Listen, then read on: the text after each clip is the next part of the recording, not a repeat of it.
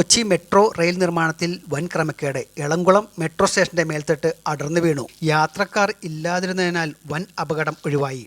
വലിയ കൊട്ടിഘോഷിച്ച് പ്രീതി നേടിയ നിർമ്മാണമായിരുന്നു കൊച്ചി മെട്രോ നിർമ്മാണം.